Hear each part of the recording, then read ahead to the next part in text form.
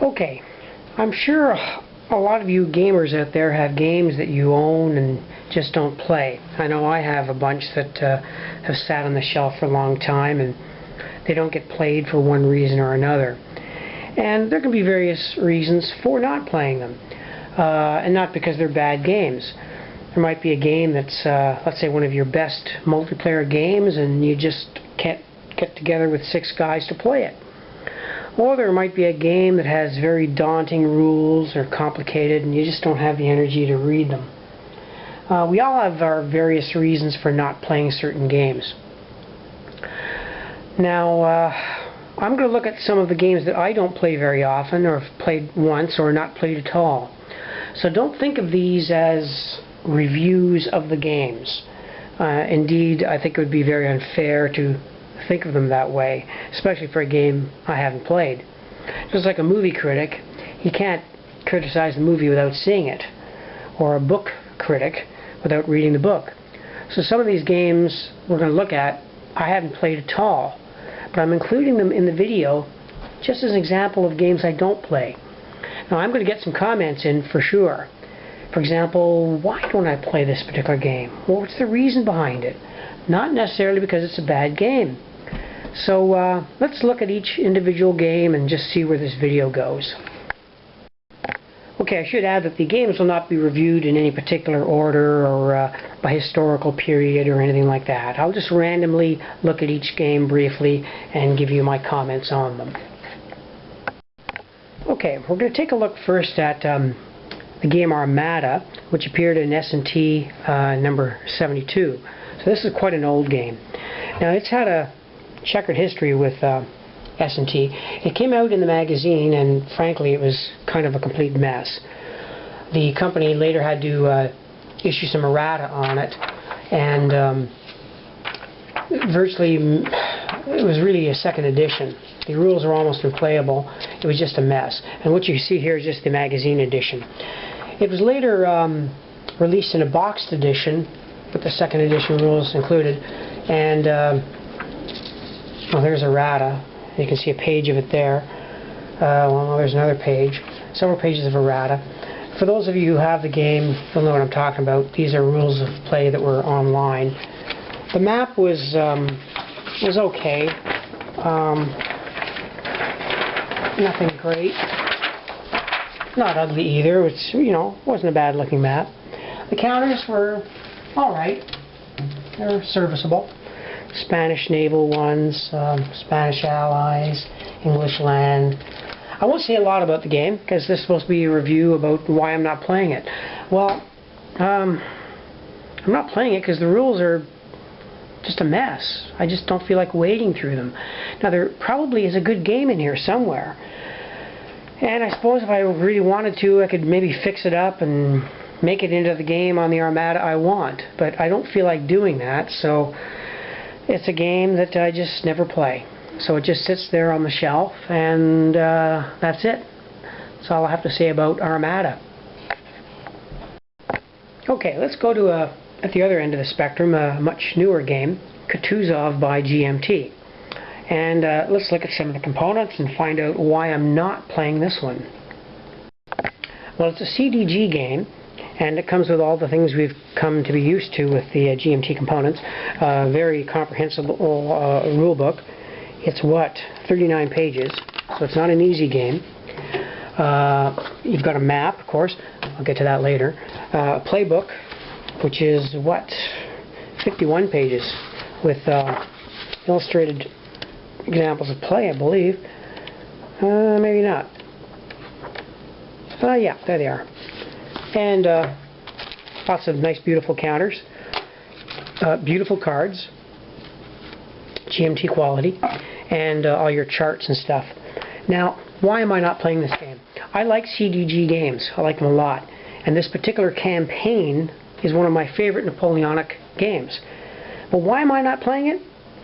Let me show you why. Okay, for me, that's the reason why I'm not playing the game. I just don't like the map. Pure and simple. Maybe I'm being an old fusspot, I don't know, but that's supposed to be a map of Russia. Well, it just looks like the devil to me. I don't know. You've got Moscow over here. I mean, where does Russia end? Where does Poland begin? I have no idea. There's the Pripyat Marshes here. It's a point-to-point movement game, of course. And your charts and stuff are all on the map, which we're used to in GMT games. I just don't like the map, and that's turning me off from the whole darn game. Now, I have tried one scenario with the counters and everything, and playing scenario number 1, but I just couldn't get into it. The map was a real killer for me. Now let's take a look at the cards for a moment. Another kind of deal breaker for me was the cards. They're nice looking, but there's no illustrations on any of them. Just nothing. And they're very wordy. Very wordy. There's a lot of text to read on these cards, with exceptions and things like that, and I didn't like them. They're just not... I don't know. No illustrations is kind of fatal. They're standard GMT quality, but I just didn't have the energy to start reading all of these cards and playing the game. Is it a judgment on the game? Yeah, to some degree. I have played it once. I'm just trying to give you the reasons why I don't play it. And those are the reasons. So the reasons I don't like a game might be the very reasons you like it. But Kutuzov, no, that's a game just isn't my cup of tea. Okay, the next game we're going to take a look at is Legion, and it was designed by Philip Sabin. He's the fellow who also designed the game Lost Battles, which is kind of popular. This game is put out by the Society of Agents, and is really just, well, that's the rule booklet. It's very thick, and it's got lots of text. That's one of the reasons that really turns me off. It doesn't have the rules cases. It's the kind of the paragraph style of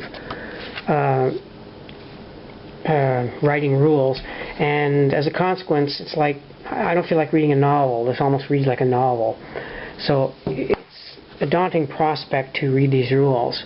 But let me show you again why it sits on my shelf unplayed.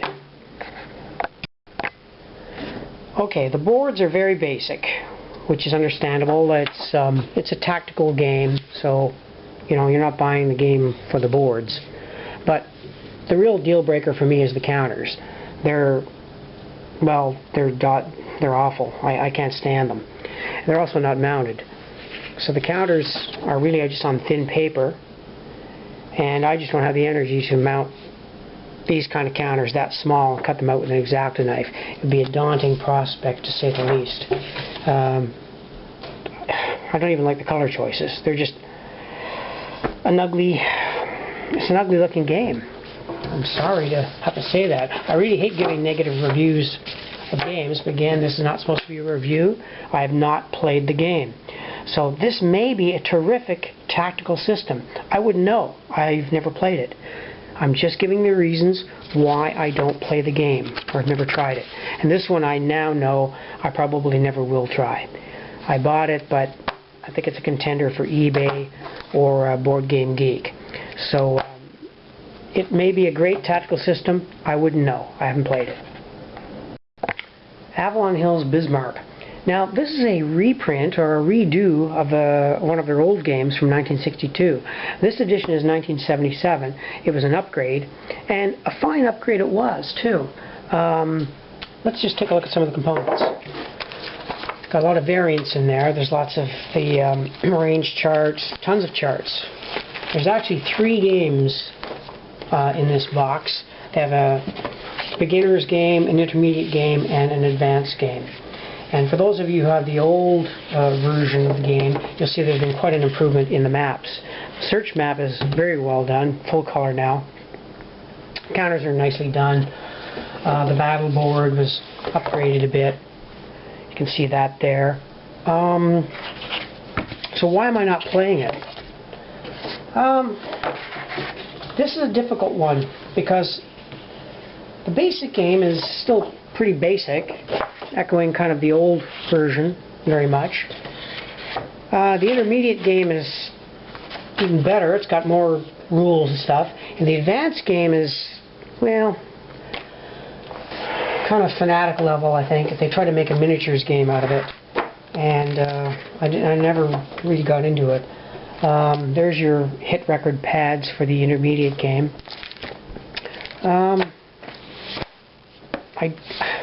It's hard for me to give a reason why I'm not playing this thing.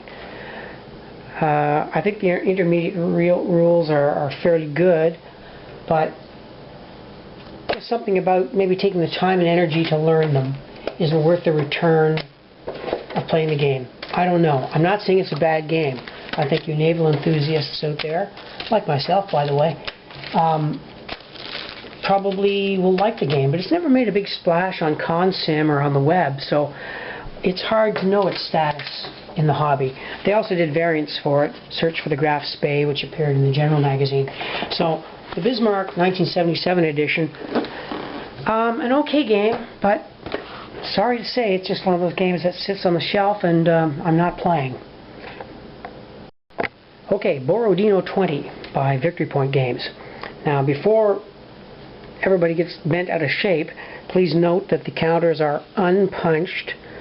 I have not played this game, and I know that the Series 20 games are very successful. I believe that GMT has done a deal to actually buy the titles, and they're going to be redoing them in larger format. So this isn't a backhanded slap at the game system itself. Again, it's not a review. I have not played it. So why haven't I played it? Well, I have a few problems with it, the system in general. I'm interested in the Battle of Borodino very much. I like the SPI product of 1972 a lot. We played it a lot. One of my little beefs of the game is the board is very small. Extremely small. Now that's in keeping with the whole nature of the Series 20, but it is a small board. There's the Great Redoubt, there's the Kolachka, and there's the Fleshes and Utitsa. You don't have a lot of room to maneuver. But my main beef is the order of battle. And I'll see if I can zoom in a bit on it. Now this game is played at the corps level. So those are Russian corps and French corps. And at Borodino, when you come right down to it, there isn't a heck of a lot of counters there. I mean, there's what? 1, 2, 3, 4, 5, 6, 7. There's 7 French corps plus the cavalry. So there's not a lot of counters.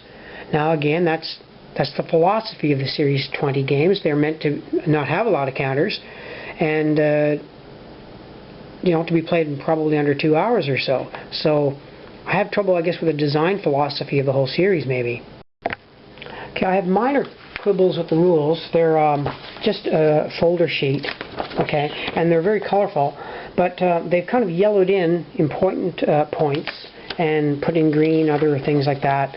I'm not sure if I like that, because a lot of us make copies of the rules and yellow in the fine points ourselves to learn the game. So again, that's a minor quibble. For those of you who love the series, my opinion is not going to make one difference or the other. It is a successful series, and I can't argue with it. I only included it because, to be honest, it's sitting on my shelf and I'm not playing it. And when I'm not playing a game, I want to know why I'm not playing it. And these are the little wee things that make the difference between a game being played or not. I mean, after all, if you want a successful book or a successful film, you've got to get people to see it. And if you want a successful game, you've got to get people to play it. For some reason, I'm not playing this game. I didn't try Austerlitz or any other titles. Just that I am a fan of the Battle of Borodino, and this game just isn't enough for me for some reason. So here it lies, unpunched and unplayed. Okay, the game Fall of Rome by S&T. Now this is the redone edition. This is just a homemade box, by the way. It appeared in an S&T magazine, I forget when, back in the 70s, I think, and they redid it. It was a very popular solitaire game. It's a solitaire game only. And they redid the map. Did a nice job on it, actually. It's full color this time. The old one was rather dull in color. So there's the map. And let's take a closer look at the counters. And there's a closer look at the counters. Got your barbarians, your Roman legions, your militia, things like that. Nicely done counters. Certainly far better than the original ones. Now, why am I not playing this one? To tell you the truth, I really don't know. I just don't know. It's a subject that interests me. It is a solitaire game. I think it's the the S&T method of doing rules for some reason. I just find them challenging, you might say. I believe the second edition is fairly complete. It's still a very popular game, and the game was sort of commanding collector prices for a while on eBay and stuff, and I got it for a good price during a lull in the gouging, I guess, and I've just hung on to it. I just can't seem to bring myself to sell it, but I have not tried it. It's based a lot on the system, or very close to the system that was used in the American Revolution by SPI, and I'm gonna want to do a video of that game later.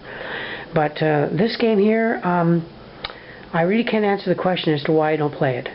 I just don't have the energy to read the rules, maybe, or punch the counters. I don't know what it is. So I'm not saying it's a bad game. I have no idea. I've never played it. But it got fairly good reviews at the time. People enjoyed it. But you don't hear much about it anymore. It's kind of a dinosaur from the past. So I'm just reviewing it because it's one of those games that just sits on the shelf and doesn't get played. And I couldn't tell you why. Tannenberg. Why don't I play this one? Well, this was an in-issue game, issue number 89 of S&T magazine, and of course it's about the Battle of Tannenberg in World War I. Now, I'm not a great World War I fan, but I am interested in Tannenberg, so I bought this one. There it lies, unpunched. I've never played it. It's got a great looking map, full color.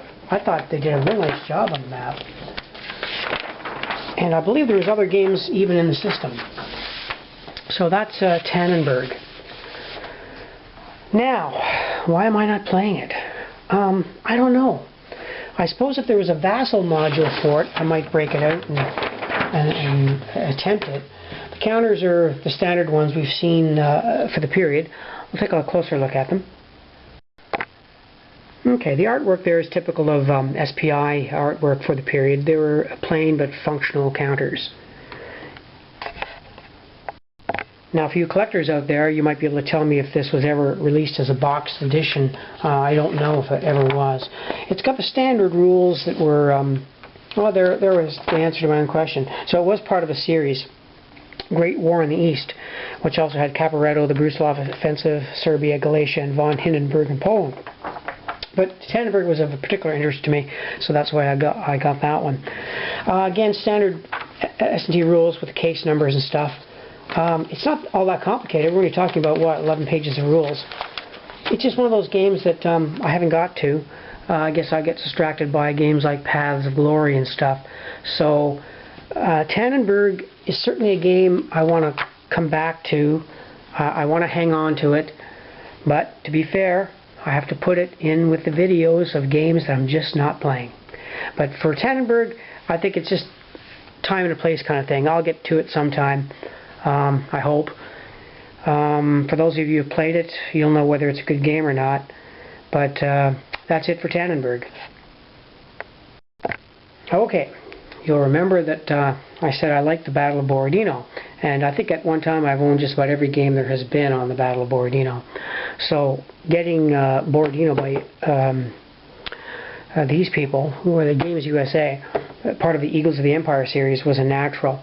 Now this game has gone on, this series has gone on to make other titles under a new company. I've forgotten the name. Is it Avalanche Press? Yeah, I think so. They did an ALAO game. We'll look at the piece to this one, and I'll show you, or try to show you, why I'm just not playing it. Okay, a good part of the reason I'm not playing this game is the board, once again. Now, you're going to think that I'm pretty fussy about boards. Well, maybe I am, because if the board isn't right, I don't think anything is right. And I question the area movement system for a battle game. It was questioned at the time and is still questioned, I think, today. I don't think you can reinvent the wheel when it comes to board games sometimes. I mean, you've got your hex grid, your square grid, your point-to-point. The area movement, I think, is fine for a strategic game. I'm not sure it works so well in a battle game. For those of you who know the battle, there's the Kalachka again, there's the Great Redoubt, there's the Bagration Fletches, and the Utitsa Mound is here. So you don't have a lot of room to maneuver. Now, Borodino is a straight frontal assault, but certainly you're not going to have any room to do any fancy maneuvering here. It just becomes a straight frontal assault bloodbath, and I don't know. The area movement system, just, I don't like it. The counters, let's take a very brief look at them. Okay, the game featured these long rectangular counters which were meant to fit in the areas, and they were quite colorful. There's some of the French units. It was a neat idea, which they did use in other games, but I don't know, to me the idea never worked. Another game I liked a lot was Alau, and I bought the Avalanche Press title of the same name. But this uses the same movement. So I think what kills this game for me is the area movement for a battle game. It just didn't work for me. And yet they've gone on to make, I think, 4 or 5 other titles. So the game series has been successful. I can't get into it. So I got rid of my Alau game by them, and this is a throwback from my earlier years. So it's just a game that sits on the shelf, and this one will not be played. I just can't be bothered with it. I'll get rid of it on eBay or use it as a trade. Again, it's not a backhanded system. It's not a review of the game. I only played it the one time. Those of you who like the system, great. That's great. I couldn't get into it, and thus it qualifies for one of those games that just sits on my shelf and is not played. So that's it for Borodino. Okay, U-Boat Leader by Dan Versen Games. Now this might seem like a peculiar title to include in this video, since I haven't owned the game all that long, and I know Marco did a very favorable review of the game himself, and he liked it a lot. And again, don't think of this video as being a review. I have not played this game, so I can't tell you if it's a good game or not.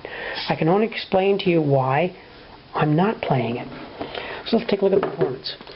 Now, I'm not going to try to copy Marco's fine video and show you everything. I'm just going to show you in particular why I'm not playing it. Now, first of all, the game board. Well, to me, that's not a game board. That's just a card. Okay, but that's the game board. In other words, the game doesn't really have a game board. That's what you play on. And maybe it's just me, but I think that's just too small. I'd like to have a game board. Now, when the U-boats come to contact and you play the tactical situation, you move the counters to this tactical supposed game board.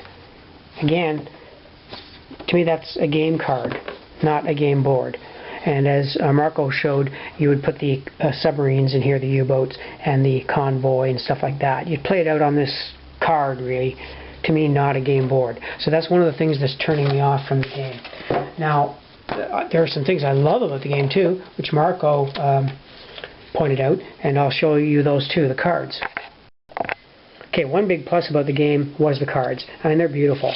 They give a real good World War II period feel with the old black and white photographs, and the typewriter effect at the bottom.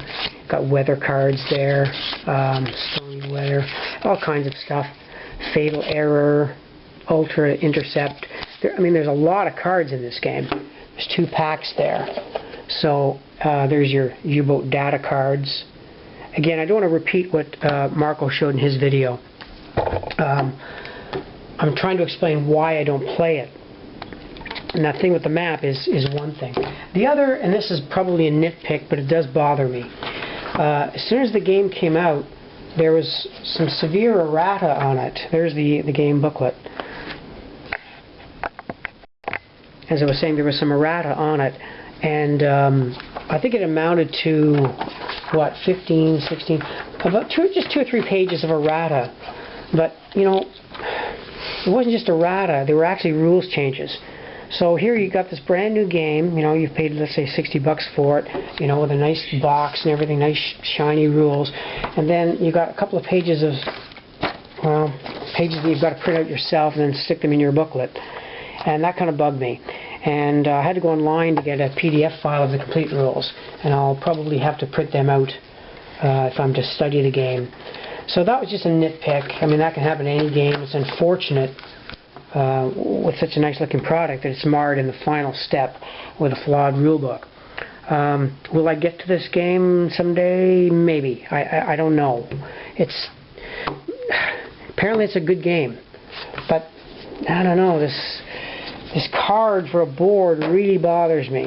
I mean, there's no board. When I'm playing a board game, I like a board, not a cardboard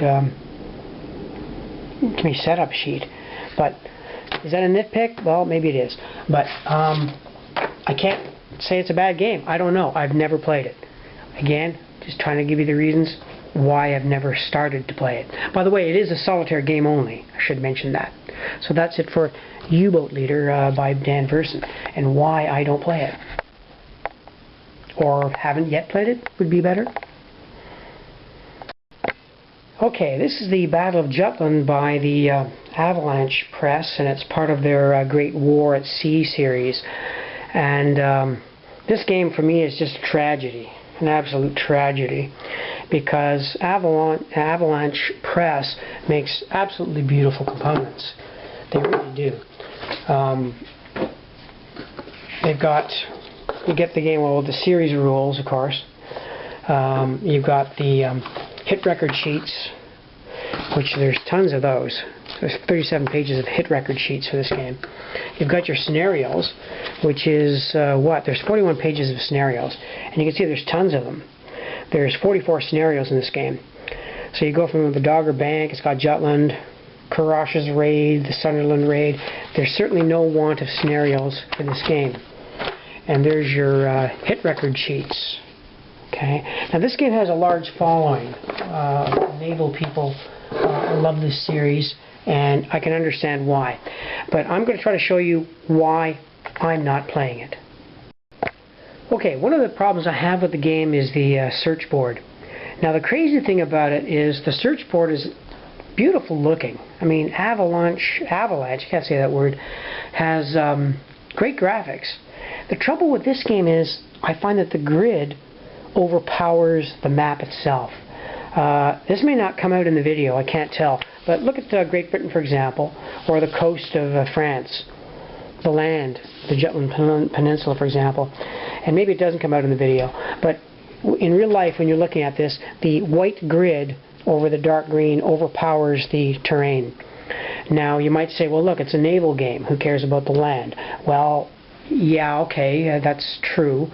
The naval units are limited to the coastal areas and, of course, the blue water areas. Just that the overall impression of the map bothers me a little. Now, it's a functional map. It has all the charts on the map itself. So that's a big plus and minus for me. The map, I have mixed emotions about it. But where the game really falls down for me is in the tactical system. And I'm not the only one that mentioned this on Consim and stuff. This is the tactical map when you fight a battle. Okay. I'm going to say it, I don't like it. I hate to use the word, but I don't like it. It's crappy to me. It's very basic, but in combination with some other rules, which I'm going to show you, make the tactical system just a complete killer for me, and I'll show you why. Okay, we're going to take a closer look at the counters just for a moment. As all of you know, a naval battle of World War I with dreadnoughts, the dreadnoughts were always behind each other in a long line, and the ships were actually engaging at quite a distance apart. I mean, 2 miles, 2,000 yards, 3,000 yards, 4,000 yards, quite a distance away. So that's what a naval battle of the period looks like. And unfortunately, the tactical system that comes with the game by Avalanche Press does not reflect that. It doesn't look like a naval battle of the period, and I'm going to show you why. Now, I'm exaggerating the distance here, but that's what a naval battle should look like. Long, linear lines with the distances between them. And of course, in real life, these distances would be huge. Something we can't scale on a board game, I understand that. But let's see what the game looks like when you play it as is. Okay, what you have before you is not how the game looks like when you play the tactical system. I'm trying to reinforce my point here. Now on the right, you've got a British line of battleships, and on the left, a German line. Now if the game kind of worked like that, I think I could live with it. But I'm going to show you how the game really works, and this is what I can't stand about the tactical system to this game. Let's say these two lines were engaging using the existing rules. This is what it would really look like. And there you have it. Looks cute, doesn't it? This is what is the deal breaker for me. You're allowed to stack the ships, which just drives me crazy. So this whole British line of ships are meant to be in line, but because of the spacing and the scale of the game, I guess, ships are stacked. So this stack of German ships can move in and you engage at various distances. But the ships remain stacked, which to me, it just doesn't look like a linear battle. It feels so gamey, it just kills it for me. I mean, if they'd only come up with some kind of system where it's linear, I could probably live with it. But these stacked units just drives me crazy. And the pitiful part about it is they've gone to the trouble of making these beautiful counters. And they are absolutely beautiful. Let's take a look at a close-up of one of them again. Okay, now there's an example of one of the counters. Let's see if I can get it in focus here. Well, I'm trying to show the counters, but they're kind of out of focus. But you get the idea. They are very beautiful looking counters. And what drives me to no end is just to have a system thereby where the ships are stacked and you don't see them. And by the way, you're really supposed to play the game with the counters flipped, which gives you a generic silhouette, so you really don't know exactly what's in front of you. A neat idea, but I don't know, it just kind of drove me crazy that the counters aren't shown off and the tactical battles don't look like tactical battles of the period. That's my main beef with the system. Okay, the other reason I don't play the game very much, or not at all, is the setup time. There is one heck of a lot of counters, as you can see here. We're talking, let's say, the Battle of Jutland, down to the destroyer and cruiser level, not just the battleship level. Now, when you have to set up every single destroyer and cruiser to the Battle of Jutland, let me tell you, it's a daunting prospect. It takes a long time to set up a scenario. And then you have these large stacks of units at the British bases and the German bases. So setup time is just horrendous in this game, and that's one of the reasons I don't play it. Now the rules aren't all that complicated. It's a sign move system where you're writing down orders and things like that. And like I said, it's been very popular. They've spawned a bunch of titles, and I gravitated towards this one only because it's Jutland. So in summation, it's not really a review of the game. I haven't played it enough, but I've just given you the reasons why I don't play it. It's very difficult to set up. I don't like the tactical system, and it remains in my shelf unplayed. I haven't sold it yet or got rid of it. There's still something about it I like. I do like the look of it. But you know, when it comes right down to it, I'd almost rather just play the old Avalon Hill Jutland game, which was designed in 1967. Maybe not as graphically pleasing as this one, but I'd rather play that than this. So this does qualify as one of the games that I like the look of, but just sits on the shelf unplayed. Avalanche Press's Jutland game. Okay, Blackbeard by Avalon Hill. Now this game is redone, reprinted, and sold by GMT years later. This is the, I guess this game came out in the 80s, so I'm going to review the original edition, and this game is another tragedy for me, at least me personally. Just sits on the shelf, not played, and let's try to show you why. Okay, the components. Well, the board to Blackbeard, the original one, is just beautiful. I mean, I really like it. It's got the Caribbean there with the ports colored in. You get a whole other map here, so you can head out to the Indian Ocean and up the Gold Coast of Africa. So board-wise, I mean, what a game. Beautiful looking board. And of course, the subject that interests just about everybody. I mean, the golden age of piracy. Who doesn't find that cool? And your cards for your schooners, your brigantines. You know, I'm not here to describe the game itself. Just trying to get to the objective of why I don't play it. The counters were nice. So what is it about this game that I don't like? Why am I not playing it? Well, I'm afraid this has got more to do with the designer, Richard Berg. Now this is the second edition. The main problem with the game for me is there's just too much chrome. I find the designer, in this case, just doesn't know when to quit. I mean, chrome is nice, having nice little fine rules to simulate the age of piracy, but there comes a time when you have to do some editing out, take stuff out to make the game play better. And you can have lots of chrome and no car. I mean, a car that's all chrome, to me there's no car. Now, when I played it, and I have played it, we've played it multiplayer, and other people who have played the game felt that they were playing almost like a solitaire game multiplayer. Each player was moving his own ship and doing his own thing, and he wasn't interacting much with the other players. I can kind of live with that, but what I can't live with is having to look up insane rules like debauchery and torture and stuff like that. Just chrome that just, oh, for God's sakes, give me a break. Just, there's so much minutia to the rules.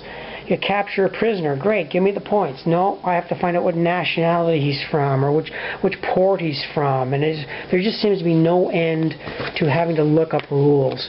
The rules book, I guess, is serviceable, but I just hate having to look up rules. I want to play the game. And a game like piracy shouldn't be that complex. Now, I won't say much about the second edition, because I did buy it, thinking, oh wow, he's fixed up the game. He's made it the game I want it to be. He got rid of the hex grid, which I don't know why he did that, and then he added cards to it. Cool. You know, made it into a card-driven game. You know what? I hated the second edition of Blackbeard. It was terrible. It was far worse than this one. Yeah, they upgraded the cards and made a nice fancy rule book. The chrome was still all there. I hated the second one. So, why am I keeping this one? Well, you know, I like the subject so much. I like the board. It's kind of one of those games where I want to come back to and say, look, here's my fix-up kit to play Blackbeard. Just take a lot of these ridiculous chrome rules out, and I think you may have a game in there. Now, I may be wrong. I may be going against the grain of everybody else. They might say, well, you know, hey, the chrome rules are that's what makes the game. Okay, if that's what makes the game for you, great. But I just find it long and tedious, and I spent more time looking up rules than playing the game. So that's why I didn't like it. That's why it stays on the shelf. But I think it's got great potential, and that's why I'm not getting rid of it. I think it's got great potential. Blackbeard, well, I don't hear many people talking about it anymore. It's just one of those older games that, I don't know, maybe it doesn't stand the test of time. My sneaking suspicion is that the second edition didn't do very well either, but I don't have the data on that, of course. But Blackbeard, another game that just sits on my shelf. Okay, I'm going to wrap up this part of the video with just a brief survey at some more games, and we're not going to look at them in depth. And in theory, they really shouldn't be in this video, but they are games I don't play, but not for any negative reasons. So I'll go through each one. For example, Formula 2 is a Formula 1 racing game. It's a fine game. I think it's a terrific game. But the reason why it's on my shelf is because it's a multiplayer game, and we don't often get 6 guys together to play it. But if you have a chance to play Formula 2, I highly recommend it. It is a very good game.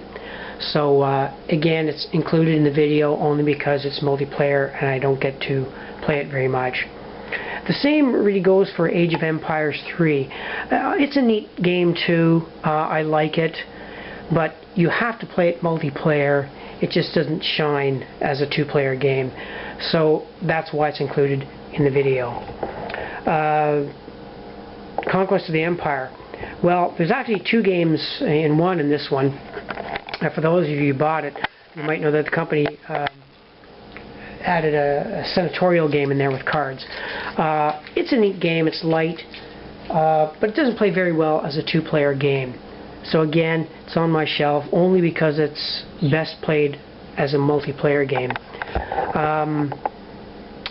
Now, Battle Cry. Battle Cry. Don't know what to say about this one. It's an okay game. It's got beautiful pieces, little plastic Civil War soldiers and cavalry and stuff like that. It's a reprint of an earlier edition. This came out for the 150th anniversary of the Civil War. They rated it as age 12 and up, so youngsters can play this one.